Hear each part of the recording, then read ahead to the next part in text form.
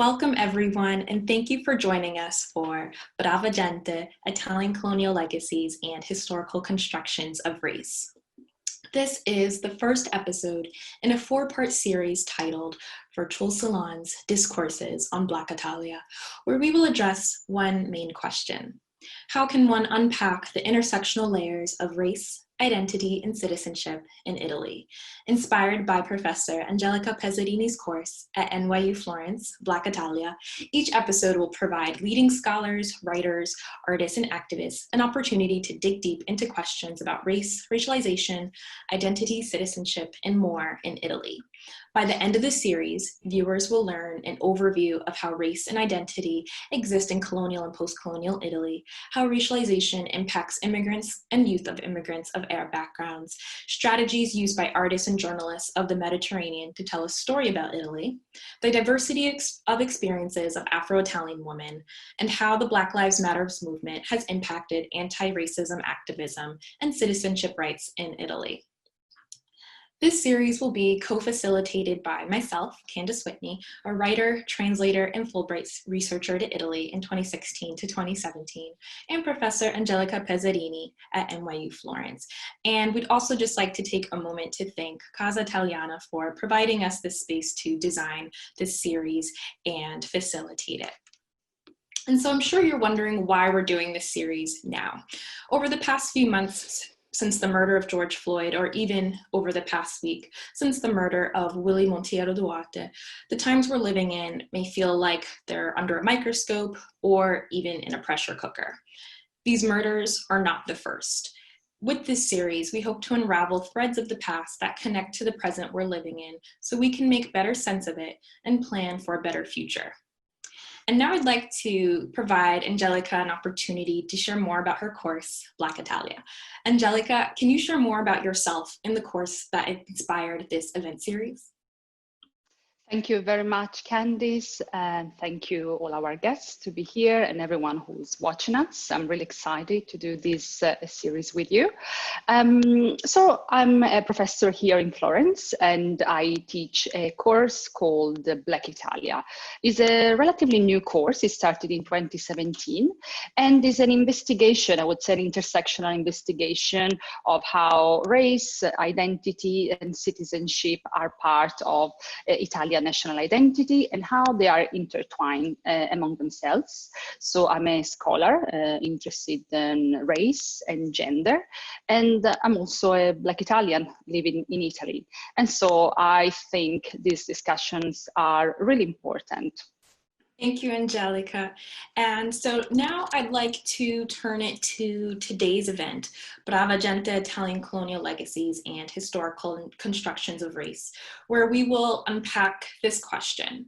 How can Italy address its colonial past if it struggles to recognize it? Italians have been considered Brava Gente, or the good-willed ones, compared to other European nations. And our speakers today will discuss how race and colonialism are embedded within the nation's identity formation. They will also explore how Italian colonial legacies are remembered and forgotten in Italy through media and film. And I'm happy to introduce and share more about our guests. Shelleen Greene is an associate professor at the School of Theater, Television, and Film at UCLA and a recipient of the 2020-2021 Fulbright Distinguished Chair Award at the University of Leeds, UK. Her research interests include Italian cinema, Black European studies, and digital feminist studies. Her book, Equivocal Subjects, Constructions of Racial and National Identity in Italian Cinema, published by Continuum Bloomsbury Press in 2012, examines the representation of mixed-race subjects of Italian and African descent in the Italian cinema, arguing that the changing cultural representations of mixed-race identity reveal shifts in the country's conceptual paradigms of race and nation. Her recent work has been published in numerous journals. Prior to UCLA, Greene was an associate professor of writing and critical thinking at the University of Wisconsin. Francesca Melandri transitioned to literature after a long and successful screenwriting career. She made her literary debut in 2010 with Eva Sleeps, a critically acclaimed bestseller translated in most European languages. Her most recent novel, Sangue, Giusto, or The Rightful Blood, was published in 2017 and has been nominated for the prestigious Premio Strega. Melandri is also an award-winning documentary filmmaker. Also joining us today, as previously mentioned, is Professor Angelica Pesarini at NYU Florence. She previously worked at Lancaster University as a lecturer in gender, race, and sexuality. Her current work investigates dynamics of race performativity with a focus on colonial and post-colonial Italy. And she also works on the racialization of the Italian political discourse of immigration. Given Angelica's research on Italian colonialism, she will be a guest speaker today instead of a co-facilitator. And as I mentioned, today we're going to discuss how race and colonialism are embedded within the Italian national identity formation. I'd like to get us started with a recent situation that maybe our viewers are familiar with. Italy's Minister of Foreign Affairs, Luigi Di Maio, recently returned from vacation with a tan, and people in Italy responded to his tan by photoshopping his face in images where there were already Black people. Di Maio responded by sharing these images of himself portraying blackface via social media, and found it as a gesture that lightened his day. Some images include Di Maio's face in place of Michael Jordan's while shooting a basketball hoop, or as part of the Cosby family, or even next to the Italian comedian Toto, who was also in blackface. And this particular example reminded me of the All Italia commercial that came out last year, where there was an actor also in blackface portraying Obama. And even a few years back when Berlusconi referred to Obama as his tanned friend.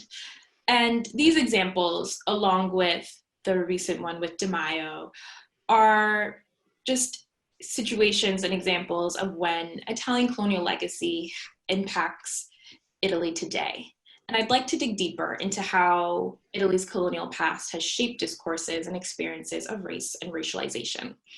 Angelica, can you get us started and speak about the historical role of race in the formation of Italy's national identity? All right, thank you. Thank you very much, Candice, for this introduction. So I think the relationship with race for Italy and Italians has been really complicated and really complex, because Italians never had what we can define a dominant whiteness.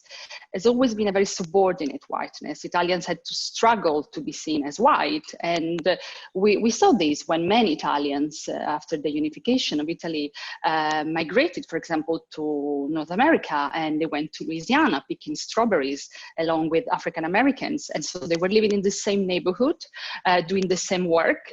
And they were considered socially Black.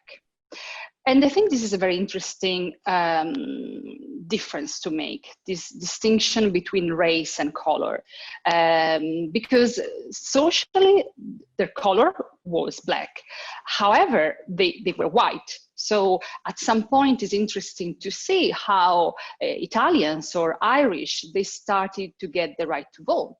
They started to get trading licenses. They become mayor, police officers, and African Americans are still there in the fields. And so it's interesting how they managed to be encapsulated in this whiteness. But in Italy already, whiteness was a complicated matter within the country. So let's remember Italy unified in 1861. And at the moment of the unification, 2% of people speak Italian. So there is absolutely no idea of a national unity. And what Massimo D'Azeglio said, fatta l'Italia, ora bisogna fare gli italiani, I think is very powerful, because it really reflected what was the state of the matter at the time.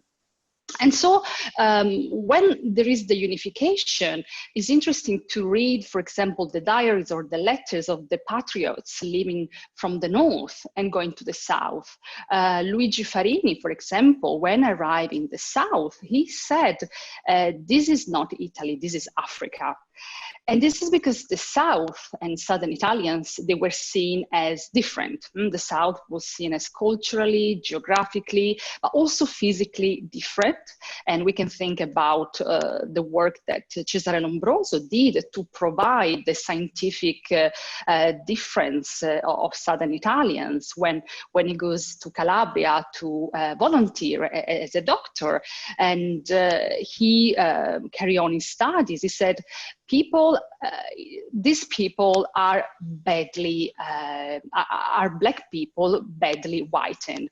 So it's really interesting to see how this proximity with Africa, not only geographical proximity, but also historical proximity, was really a difficult legacy for Italians. Let's remember, Sicily was an emirate, and Sicily itself, there is, for example, this beautiful and unique architectural style, the Arabo-Normanno, that really tell us about this mixing of cultures.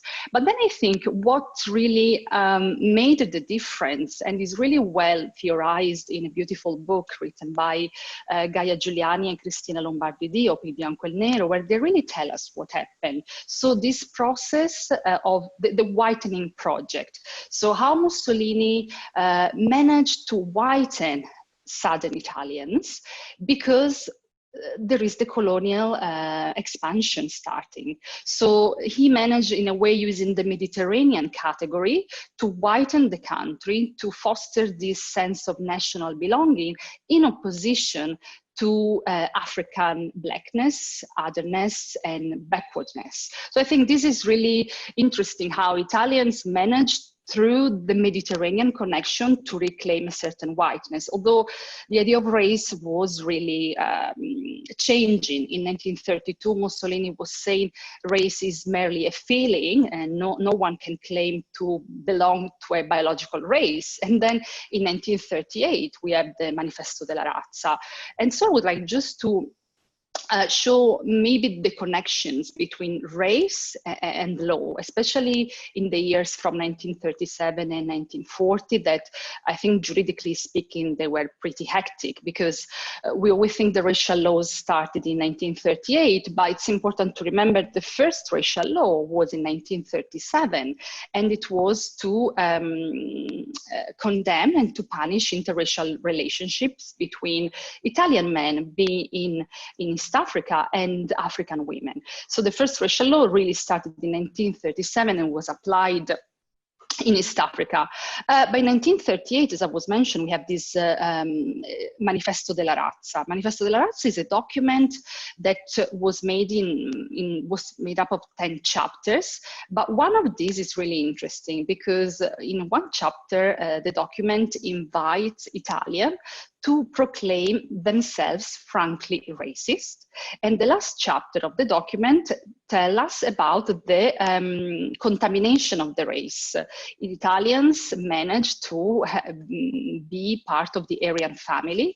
And so the worst thing an Italian could do was to contaminate the purity of this blood, all this fictitious genealogy that was proclaimed. And so it's interesting because in 1939, there is a crime. If you behave in a way that can prejudice the race, you can end up in jail. But then it's interesting to see the last judicial act in 1940 that is really the norms, all a set of laws against mixed race people.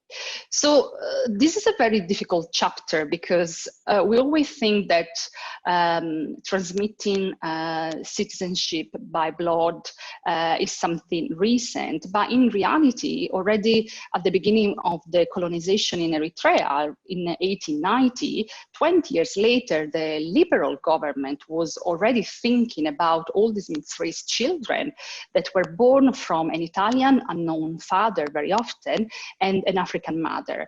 And so the only way for these children to be Italian was to show, and I quote, presence of Italian blood in their body. This code is from 1909, the Codice Civile per l'Eritrea. This was never implemented, but it was used by Mussolini in 1933.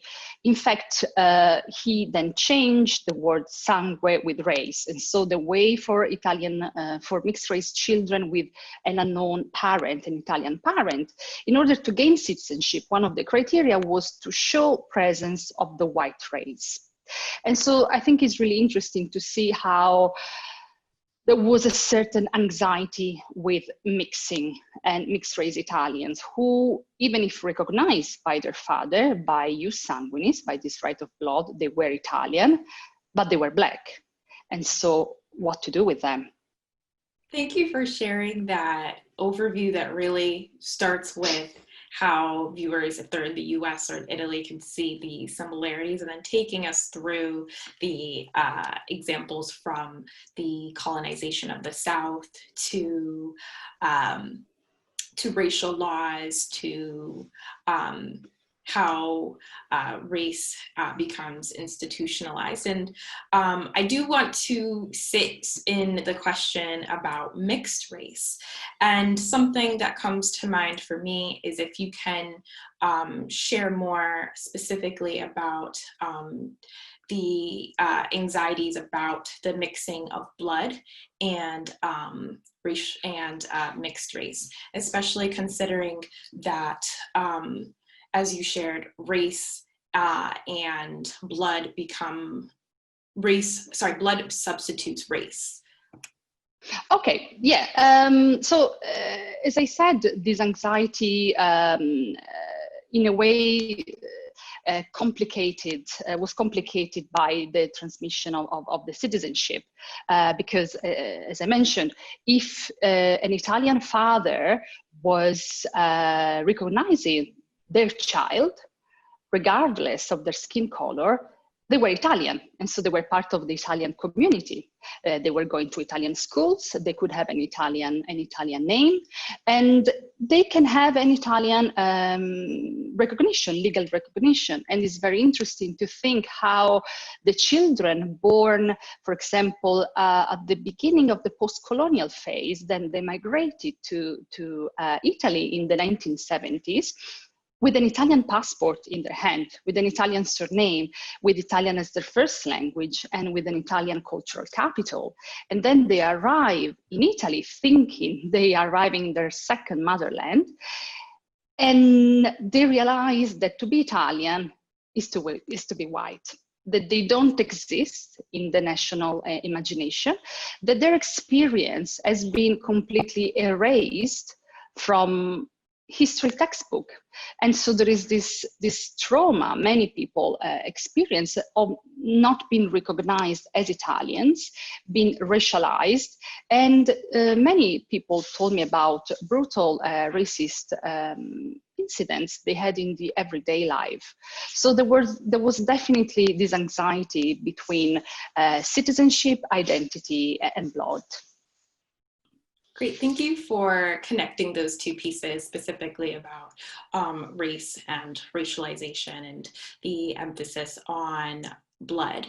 So I'd now like to just sit a bit more still in mixing of races, because as you shared, Angelica, this does provide a lot of anxieties for Italians, and these worries are also showcased in films, which Shelleen, you have discussed in your book, Equivocal Subjects. And from Angelica's answer, I can tell that there are a lot of negotiations taking place when it comes to the nation's identity. And so I'm hoping that you can just get us started a bit, Shelleen, and provide some examples that demonstrate how Italy has revealed shifts in the country's conceptual paradigms of race and nation. And I know Mulatto Angelo, that's a post-war film example, but please feel free to share more with us of other examples of how anxieties of mixing races is depicted in Italian cinema. Yes, well, thank you.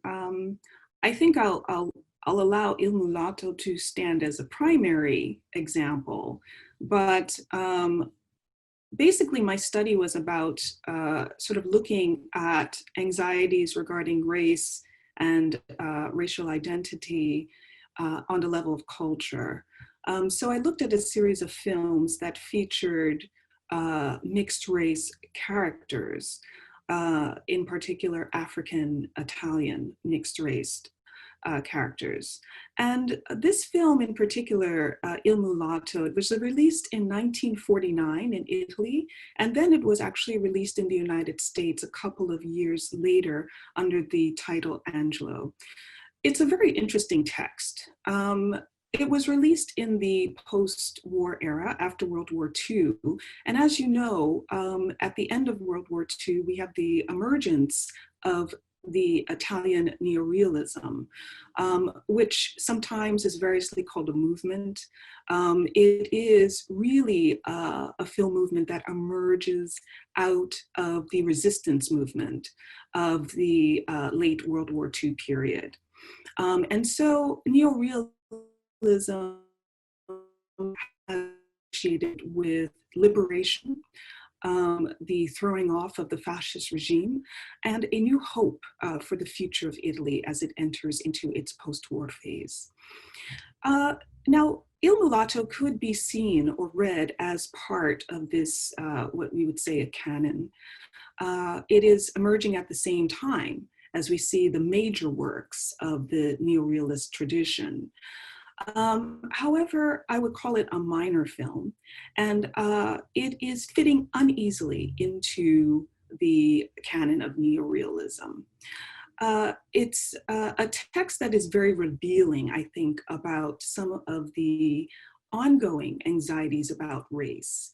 And I think the text actually, rather than seeing a sort of a decided break between the fascist era and the post-war era, actually what a text like Il Mulatto demonstrates is that there are continuities between these two periods, especially in terms of discourses surrounding race and racial identity. I'll give a brief synopsis of this story. Basically, it is the story that centers on the character Matteo, who was recently released from prison because he stole during the end of the war in order to feed himself. So he's a good man with a good heart, but he committed this one offense. He learns that during his time in prison that his wife has died, but she has left a child. She died in childbirth. And Matteo is released from prison, and he is excited to meet his son and sort of carry on with his life. He goes to the orphanage to pick up his son and discovers that his child is Black. And here begins the story here. And I think Il Mulatto is about the mystery of racial difference and how the sort of Italians are trying to reconcile racial difference.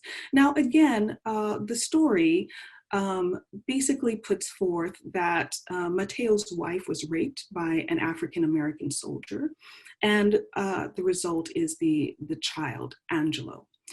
Now, again, it circulates a common myth about Black men, and particularly African-American soldiers who were stationed in Italy as part of the Allied forces during the end of World War II. And actually, you see a group of other neorealist films or post-war narrative films that feature the African-American soldier, portrayed by African-American actors such as John Kitzmiller. So there was a common trope of the Black rapist that we also find in the United States, but it transfers here through the African-American soldier. Now, keep in mind that the Italian woman, Matteo's wife, Maria, as well as the African-American soldier are dead before this narrative begins. So there is an evacuation of those, that misogynist relationship, right? There is some mystery about whether it is consensual or not, but they call it rape. But keeping in mind, there were many consensual interracial relationships. and these results in offspring. And so the film, like many neorealist films, is trying to capture a social reality. And the problem here is, what do we do with these mixed race children? Are they American? Are they Italian? What is their citizenship, and where do we place them? And I think this is the quote unquote problem that this film tries to address. Now, it's a very convoluted plot, but first of all, there are various ways in which Matteo tries to resolve this problem, quote unquote. And one of them is to seek a legal recourse. He is unable to leave Angelo at the orphanage because he is the legal father. So that doesn't work. At one point in the film, he actually tries to murder the child. And so this sort of a contrived way of pushing him off of a cliff. However, his Christian benevolence comes into play, and it prevents him from committing this act. So we see that there is an intervention of Christianity, Catholicism, that sort of prevents him from the most extreme act, right? And keep in mind that we've just finished the Holocaust, the horrors of World War II. So this film is very strategic. It balances this line, the desire to eliminate the mixed race child, but at the same time, keeping in mind the horrors that had been experienced through the Nazi regime, through the fascist regime. So it sort of inserts this Christian narrative, and it does it in two ways. One is through this intervention of the Christ figure to prevent the murder, but they also draw upon the Black Madonna. And in particular, the Black Madonna of Monteverde, the Black Madonna as an icon of the church. However, here they racialize the Black Madonna in such a way that she becomes a substitute for the white Mother Maria. So there is a certain way in which this film cannot tolerate a white mother and a Black father. They insert the Black Madonna as the rightful mother, right, of Angelo. And in this way, the film is able to reconcile racial difference. Since this is a Black mother, as opposed to the white Madonna, then we understand that racial difference is God-given. It is something that is divine. And therefore, what the film finally argues is that we should separate the races and that they are, in fact, distinct and different. Now, what's interesting about this sort of conclusion is that it resonates with the sort of racial discourses that we see during the fascist era, as Angelica has sort of excellently laid out for us, that there is a distinction and that one can be only white or one can be only Black. And this is a particular kind of construction of race that we find within this film and during this period. It becomes a way of attempting to reconcile this anxiety regarding racial mixture and trying to solidify the boundaries of race, right? A way in which we can distinguish and keep clear these racial categories. I argue that it actually fails because the anxiety remains. There is scenes in the film in which we can see that they are trying to scrub the skin of the child with sand, as though if we clean him, beneath that, he's actually white. So there is this sort of confusion and anxiety surrounding this text in terms of racial identity.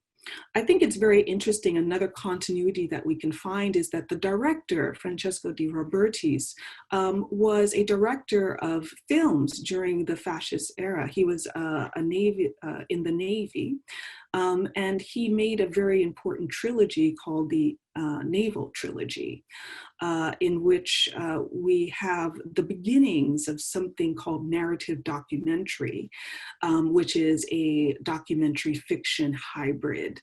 And he also trained Roberto Rossellini. So we see that there is actually a continuity in terms of the director between the fascist cinema, the cinema under the fascist regime, and what we see in this post-war cinema.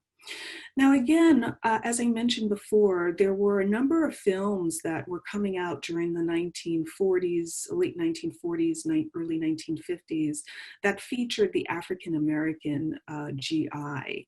And I would say that this also is a sort of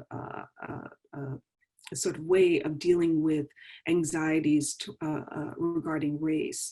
The African-American soldier was variously seen as a kind of savior character, but also seen as a threat, as we see in Il Mulatto, the threat of the Black rapist. But it's a very complex figure within the post-war cinema.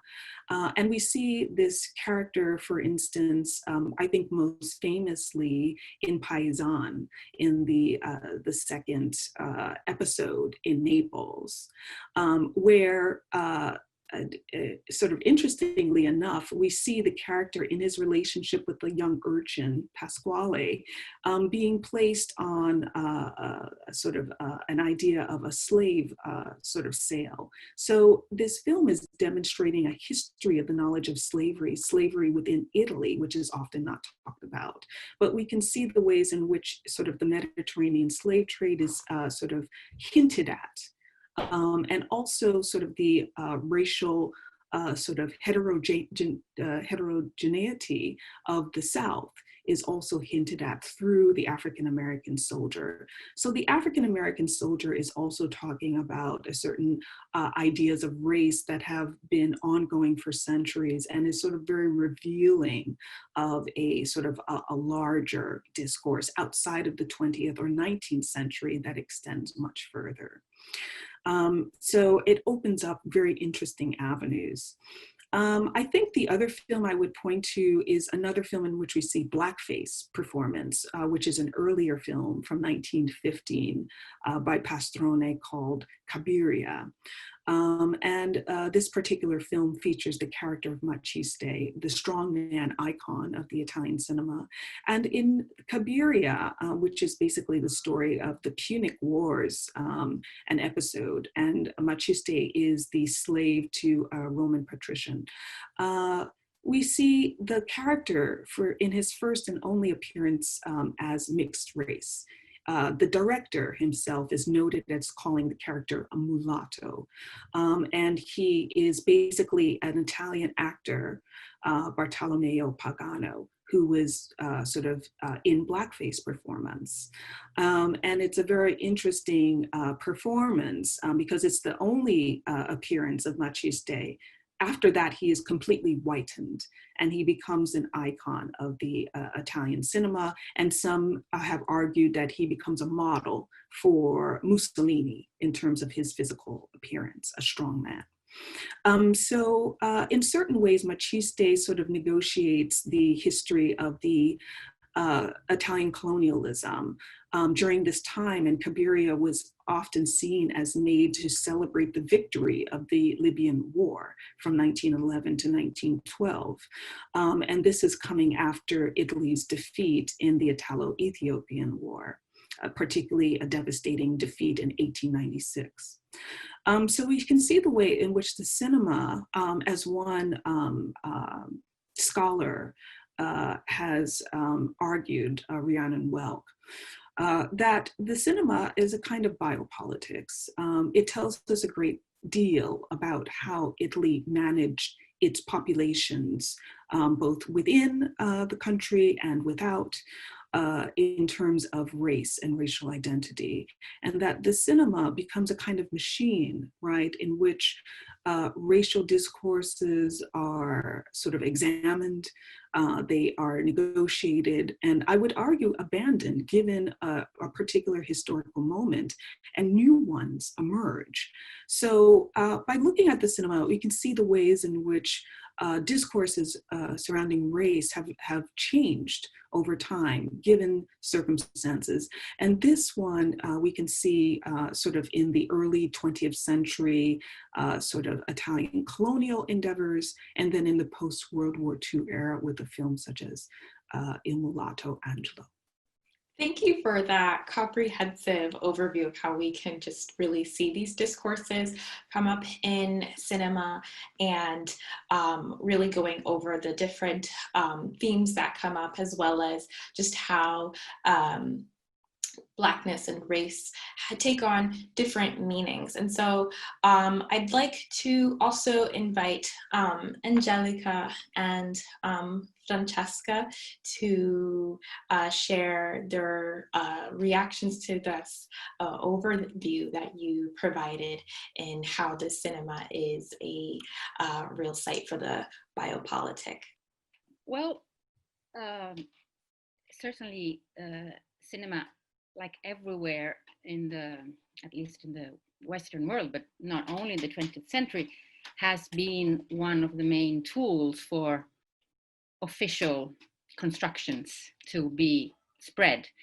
And authoritarian regimes have always been particularly good at using it and at doing so.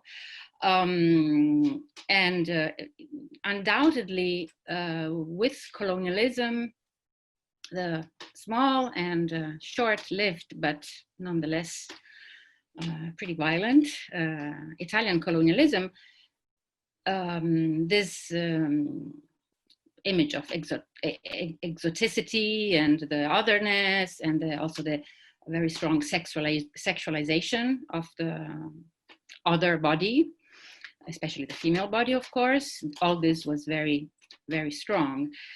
What I would be very interested in noting, and it's something maybe we will talk again about later, is the silence of cinema, which manifested after the end of the Second World War. And this is probably the key of the topic of what has Italy done with its colonial past after it was over and after the war was over. As we're talking about movies, it's interesting to see that the colonial experience basically disappeared. And as you mentioned, and as Shelleen told us, there were images of encounters with the Black experience, for instance, with African-American soldiers, both liberators or whatever. The very traumatic and real experience of the so-called marocchinate, which is a concept whoever studies Italian history will know, which is a true episode, which is in La Ciociara. It's depicted in La Ciociara, of the unleashing, actually the willful unleashing of Moroccan troops by the Allies on the Italian population in the Paludi Pontine, south of Rome, in Ciociaria, as war rapes. And of course, the choice of these troops being Black was not by chance. It was chosen that this should be so because this fit into the narrative of the Black rapist. And but it did happen, and it had very traumatizing effects. And that was an episode which was told, but otherwise, in the post-war cinematography, and even in the flourishing of the wonderful Neorealism and this amazing golden age of Italian movies, the colonial experience was totally absent. And it was also totally absent from literature and so on, with the fantastic, wonderful, but unique exception of Ennio Flaiano, who wrote in very shortly after the war, Tempo di uccidere, A Time to Kill, which won the first Premio Strega, which is the most prestigious prize in Italy. So it was like, I don't know, the Pulitzer Prize or the Booker Prize of Italy at the time. And it was about an episode of sexual encounter murder between an Italian man and an Ethiopian woman in Abyssinia during the occupation by the fascists. And it's an exceptional, it's an amazing book, very deep and so far ahead of its time, but it was the only one. After that, basically 60 years of silence, both in literature and in, or let's say almost silence, in literature and in the image making industry of movies. So this is I find very interesting, the silence, the non-happening, whatever did not happen, what was not told. And in my opinion, that is really where the relationship that today Italians have with all these subjects was basically more created. These are opinions, of course, and you can't prove them, but my hunch is that the fact that this was not talked about is more relevant to the state of things, of racial things today in Italy, than those images, for instance, of the movies that were quoted, which, seen from today's Italy perspective, feel like something very far away, very old, very in the past. And another thing that I would like to, well, first of all, I really must say that it's extremely interesting for me as an Italian, and a white Italian, to listen to the story of my country as told by Afro-American eyes. This is extremely interesting, and I really thank you, if only even just for this, to this panel, because it's really stimulating, and it like somehow shifts the perspective.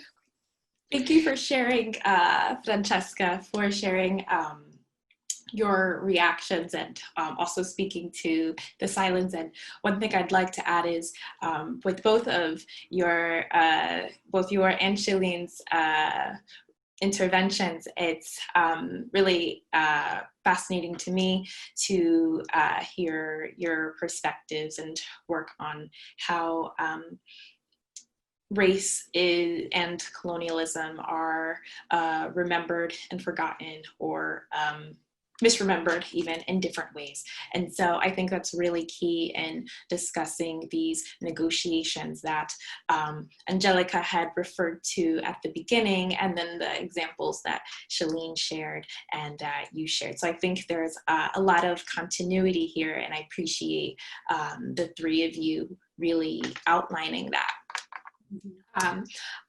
Yes, Shelleen? Yes, I think also just to think about, maybe a sort of a post-colonial condition that is maybe seen in Italian cinema of the 1960s and 1970s. I think you have films or film essays by Paolo Pasolini, for instance, Notes on an African Orestes.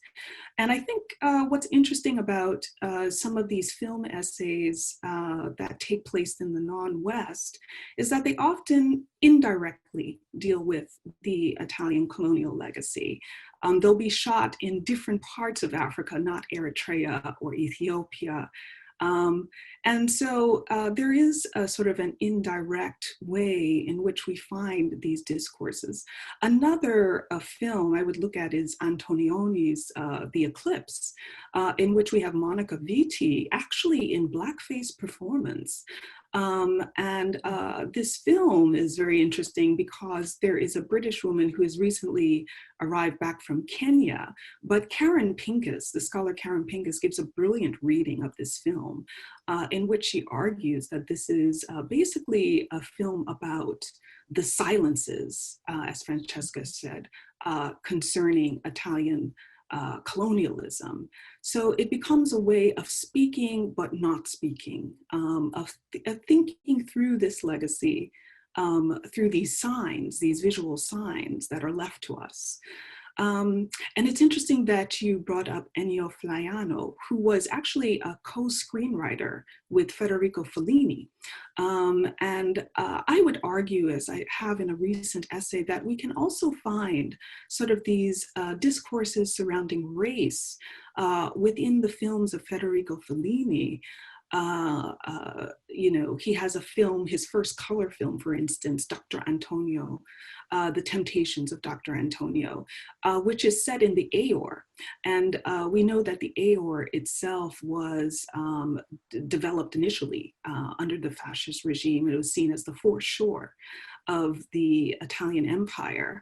And I would suggest that in this film, his first color film, it's a short film, and it is a film that deals with race. We actually see the African-American jazz performers who take part in the carnivalesque in the site where we see the large sort of white woman played by Anita Ekberg, who is a sort of a demonstration of a kind of whiteness, a pure whiteness or hyper whiteness. So there are ways, and I think it is a great deal of silence, but it emerges in sort of these sort of hidden places that we can see that anxiety, that sort of legacy is still present in many different ways. Definitely. Thank you for sharing that and expanding on the silences in the legacies in film. In hearing your responses, it really made me think about Francesca's book, Sangue, Giusto, because it also really addresses what, as you said, Shelleen, what people, what's said or not said, and it weaves together these pieces of history related to colonialism that are remembered differently or not discussed or removed completely. So really these negotiations, and I think I'm not the first to say this, but Sangue Giusto really does join the company of novels like The Shadow King by Matza Mengiste and Adwa by Ijeaba Shego. And so I really appreciate that this novel, Sangue Giusto, peels back the layers of national amnesia about colonialism, but also just these conceptual paradigms about about belonging and the nation state. And so as both you, Shelleen, and Angelica had discussed, you had discussed about the colonization of the south of Italy, and one key part of Sangue Giusto is it does also address the external colonialism done by Italy. And so, Francesca, my question for you is, can you just share more about how you weave together these pieces of history that are remembered differently or not spoken about, or spoken about differently? Yeah, well, if I should answer what is Sangue Giusto about, it's not about colonialism, it's not about Italian racism, whatever that is. It's about what have we done with all of that. So basically the silences, which I was mentioning before. So, which is why the book is structured with two temporal levels. One is during fascism, during the colonial occupation of Abyssinia by the fascist forces, and the other one is near today. It's actually 2010. During, and the setting is not chosen by chance, during the 3 days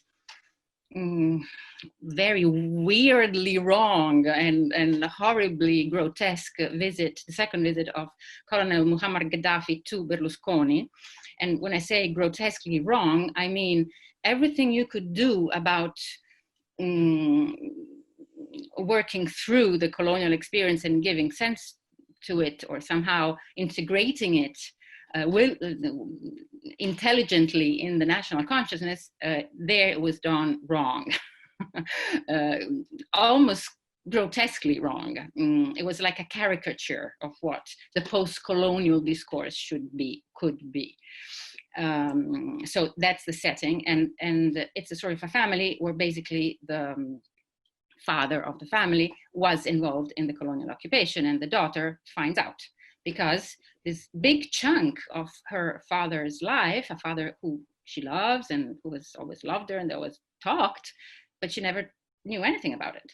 And this interestingly reflects in the experience that I've had going around Italy, especially with this book, which is that every reading, when the Q&A time came, there were always people who raised their hands and said, I am the product of the meeting between an Italian woman and Eritrean or Ethiopian or Somali woman.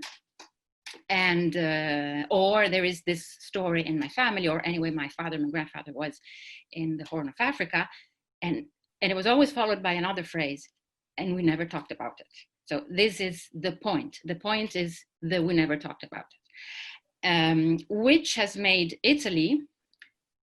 Italy is a late immigration destination. We were traditionally, as also Angelica explained and recalled, we were an emigrant country. We came to the States. You have Italo-Americans because Southern Italians were so poor, not just from the South. They had to emigrate and go elsewhere to survive, basically. So we were the immigrants. We were the ones, the poor ones. So we are a recent place where immigrants arrive, very recent, much later than all the more established ex-colonial powers and countries like France, like the UK, like the Netherlands, and so on. So it's been a much more recent phenomenon. And suddenly, Italians have been faced with this income of people from exactly those very places where we have been. And as Angelica, I really like the way Angelica explained how these people very often arrived thinking they were coming to a place which somehow would have recognized the fact that we have a shared history, and of which they know a lot more because they know our songs, like former colonies. They know about the culture of their colonizers, but they found that nobody even knew that they had been colonized by us, which is big. It's like a big hole in the national consciousness. And in all of this, I would really like to stress, as it has already been put forward, the difference between the north and the south of Italy, because as we have already said, as it has already been said, the internal colonization and otherization, the internal racism, basically, of Italians between northern and southern has been, and to some extent, it even now still is, a very big topic, or a very big object of identification when you say, who are you? I am, from the north, I am from the south. And all of this, the influx of people from somewhere else, even more else, has complicated things. And I would like to note this complexity of Italy. In a way, Italy, you can say that Italy is in a unique place about racism, colonialism, because yes, also Spain, of course, has had a colonial past and has also been a land of immigrants, but its colonial past is much more ancient, so it doesn't really pertain to modernity in a way, whereas the Italian colonies do. So Italy is really in a unique position, which I think makes it also very difficult to understand from outer eyes, probably, and or to really get, well, probably like any place, but to get all the very, very intricate mixtures of all these levels, northern and southern, the poor and the rich. Of course, immigration is a class issue, only the poor. Yes. The rich ones are expats, as we know. Yes, there are many layers indeed, and I really appreciate how you unpack them, and specifically, as you mentioned, through the lens of what do we do with this now? And I think that's a really key question considering the time that we're living in. And for me, one question that comes to mind is, why do you think Italy as a nation, or Italians, are struggling to confront their colonial past? And I recognize this is a really large question, and I think as all of you have discussed, this negotiation is a real central part of that, and as well as the silences. And to get us started with unpacking this question for the remaining time that we have, Francesca, I'm wondering if you could also just share a bit more about how you came to research and write Sangue, Giusto, considering your positionality as a writer. And this, I believe, is also explored in the documentary Pagine Nascoste, where you really unpack that element of the family and being the offspring of the people who were part of the fascist regime. You know, the people who were part of the fascist regimes, as Pagine Nascoste also tells, and as I hopefully managed to recount in Sangue Giusto, were Italians, the Italians, with the very few exceptions. Until the last part of the war, the opposers to fascism, they existed and they were heroic people, but they were very few. And especially during the Abyssinian War, that is the beginning of the occupation of Ethiopia, that was the moment of highest consensus and popularity for Mussolini. And this is not, again, by chance. Mussolini managed to unify the Italian collective ego, in this finally being no longer those who have to emigrate because they're poor, but finally being the ones who go and are the masters, the rulers. Why did I come to this? Well, Sangue Giusto is the third of my novels. And although there are three very separate novels, you can read them totally independently, but they are a unique project, which is a project about memory, and it's a memory about Italian history, different aspects. Sangue Giusto is about the colonial aspect, and my first novel, Eva Dorme, is more about the relationship between the linguistic minority and the central state, specifically the German linguistic minority. And the second one is about the terrorist years during the 70s and 80s. So it's moments or themes of Italian history as seen, I'm a novelist, I'm not a historian, so as seen from a person, because before being a writer, I'm a person who has been educated and lived and absorbed these silences. And so my question is, on all of these three topics and moments, what do we do with these silences? How can we unpack them? Thank you for sharing that. And Shelleen and Angelica, would you be able to share more about your reactions to the broader question of why do you think Italians, or Italy as a nation, is struggling to confront its colonial past? Sure.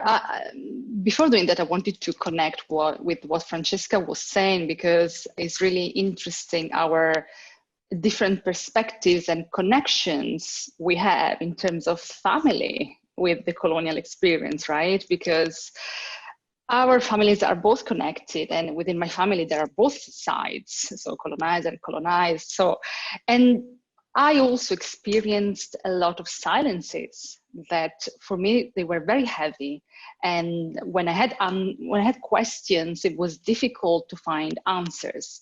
And I noticed that this is a common theme for many people who have connections with Italian colonialism, from one side and the other.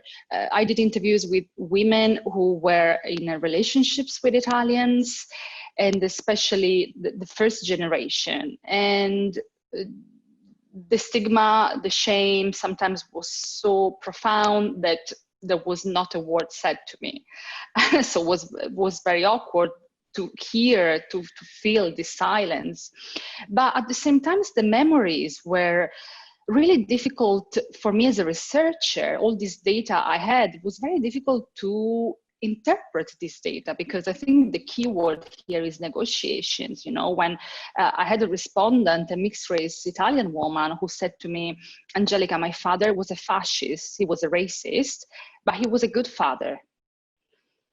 And I remember just this sentence, I could work and think about it for weeks, thinking, what do I do with this? Because it's such a complex thing, you know, to admit that the person you love, your father, is a lovely man and is also a fascist. And you could see he was a racist, but at the same time you love him. So it's really complicated, and the affective spheres there played an important role that I think is really important to recognize, especially when we do research. You know, there is always this idea that researchers must be neutral beings, that there is a distance between the person you do interview with and yourself, which I totally disagree with, and that is not the truth. There are truths. There are stories, there are narratives that people tell us because of many reasons. So I think this is really the fascination with this, not the mainstream historiography that tell us something, dates and facts, but the gray areas that just people can reveal with this counter narrative. So yeah, this was just for me to respond to Francesca and to share this. I totally feel these words about silences and memories. Now, to go back to your question, Candice, which is incredibly difficult. But for my perspective, for what I do, right, I'm a researcher, I'm a scholar, and I work on the past. I think the fact that we never faced a sort of punishment for the crimes committed by Italians, you know, Nuremberg, in Italy never happened. And so it's really interesting and a bit shocking to see how, for example, at the end of the war, Ethiopia released the list of 1,200 Italian war criminals. One of these was Rodolfo Graziani. Graziani was called Il Macellaio. Already, I think is quite, tell us a lot about his ethics. He committed genocides. We know what happened when in 1937 the Ethiopian patriots tried to kill him, and the retaliation was incredible. Thousands of people dead. Let's remember what he did in Libya, in Cyrenaica. So Graziani was condemned to 19 years, and not because of what he did in Ethiopia or in Somalia, but for his collaboration after 1943. And let's remember, Italy was allied with Nazi Germany until 1943. So that's an important fact to remember. So it's interesting to see how those who switched side, like for example Badoglio, because they collaborated with the Allied forces, suddenly his crime were sort of erased, and in fact he got positions of power after the armistice. And Graziani himself, he was condemned to 19 years of jail, and he was released after 4 months. We have places and squares named after these people. And in 2017, the mayor of Affile decided to build a mausoleum using almost 130,000 euro of public money to build a mausoleum in honor and to remember the work made by Rodolfo Graziani. So this to me shows that there is a problem here, that there is a sort of clash between what happened in the past, what has been transmitted, what we study at school, what the institution tell us, and reality. you know, for my course, I often bring students to Rome to see, I have a class specifically on the heritage of the fascist monuments in Italy. And so we go to Rome and we go to the Stadio Olimpico, where we have this obelisk, Obelisco Mussolini, where if you don't look behind you, if you just look at the obelisk, you could be in 1938, because there is absolutely nothing contextualized that obelisk. Is written Dux Mussolini, is there, is huge, there is not a sign, not an explanation. And when I send students around to ask, the responses we have are almost the same. It belongs to the past, so I don't care because it's from the past. We are not a fascist country anymore. I don't know what it is, so I don't know why it's there. And few, well, when he was there, Italy was a better country. So these are usually the range of responses we have. And same story for the so-called Colosseo Quadrato in the Eur neighborhood. So the question is obviously what we can do, because we cannot knock down an entire neighborhood. The neighborhood Eur is huge. But what can we do with that now? I think we have to ask questions about the past. I think we have to question our past. Is not something we can accept passively. I think it's our right and our duty to puzzle a bit, to question a bit this heritage that we have, that is not monolithic, is not crystallized. I think we have the agency to put into question certain things. And maybe this is something we have not been doing very well in Italy, a bit because of this erasure that we have mentioning, and as I mentioned earlier, a sort of trauma for many Black Italians coming from the former colonies was that they didn't exist. Already in the 1970s, colonialism didn't exist anymore. One of my respondents was telling me, you know, they were asking me, but where is Somalia? Where is Eritrea? Like, they didn't know. And so this was shocking for the people coming from there with an Italian passport. And as Francesca was saying, another respondent, she was telling me, I loved the Divina Commedia. My dream was to go to Florence. I knew all the Sanremo songs. So there was on the one side this incredibly strong connection for certain people. And then in the mainland, in Italy, the memory has been erased. Mm-hmm. So I think maybe this is a bit the state of the matter at the moment, that has been really complicated by the Black Lives Matter Black Lives Matter movement and the encounter with it in Italy. Maybe we can talk about it later. Yes, thank you for just demonstrating that there is this gap in what's told and not told, and how that connects also to your response earlier about racialization and how that's experienced. So I appreciate you coming full circle with your responses on this question. I'd like to invite Shelleen to respond, and then for the next few minutes, and then we can begin to close out. Well, I'd like to maybe return to the question of the counter-narrative. And, you know, looking at the ways in which, specifically in my area of cinema studies, how artists are trying to construct counter-histories, histories that have not been told. And I point to, for instance, the work of Haile Gerima, who is Ethiopian-American film director, who made a film on Adwa. Adwa was a site in 1896 where the Italian forces experienced a tremendous defeat by Ethiopia.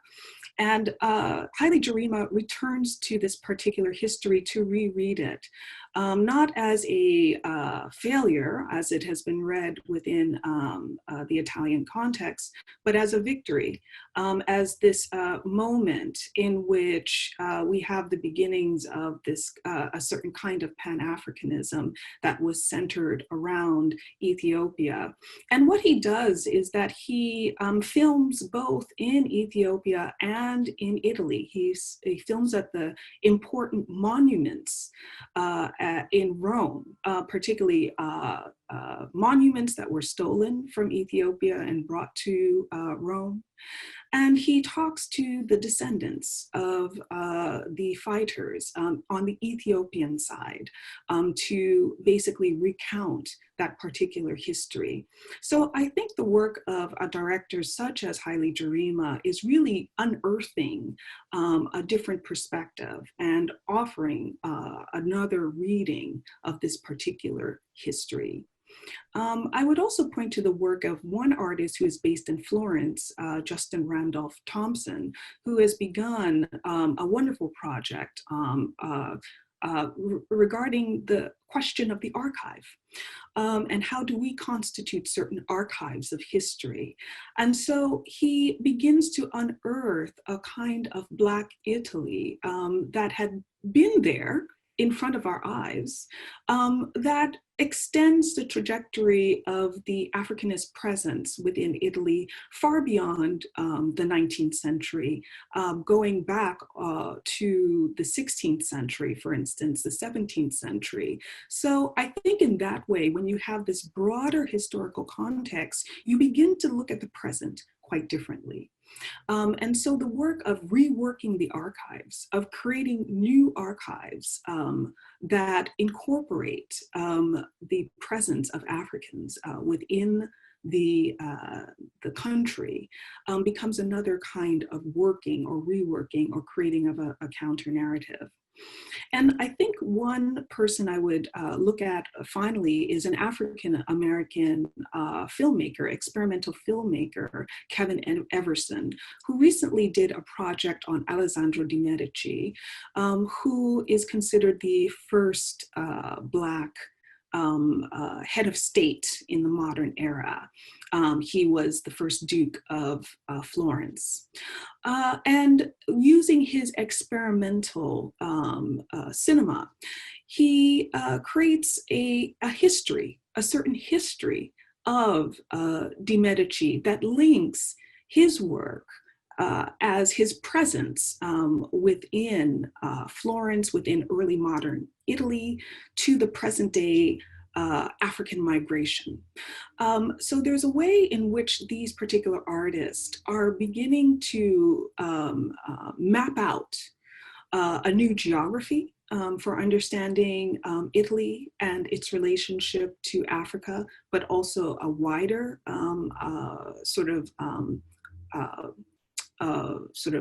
African diaspora. And they are ways of rereading the history of Italy that counters, I think, the narrative of a pervasive whiteness that we see at this present moment, and can do nothing else but talk about or raise the question of Italian colonialism over and over again. So I'd like to point to sort of artists who are breaking out of that. Also another artist, a British artist, Isaac Julian, did a project which was a meditation on the Italian cinema, but also looking very specifically at the site of Lampedusa in terms of its a certain way of looking at the Black Mediterranean that encounters a sort of a history of the Italian cinema, the wider history of slavery within Italy, and then connecting it to the migrant condition of today. Thank you for sharing those examples of the counter narrative. I think it's really important and helpful as we think about what do we do now. And it's, of course, important to think about the work that people are currently doing that will situate Italy's past in the context of Italy, especially today during the Black Lives Matters movement, which started in the US and other countries may look to. However, there's also concrete work that's happening in those, in Italy that people are doing. And so I think it's really important. And speaking of counter narratives, I know that we're a bit over time.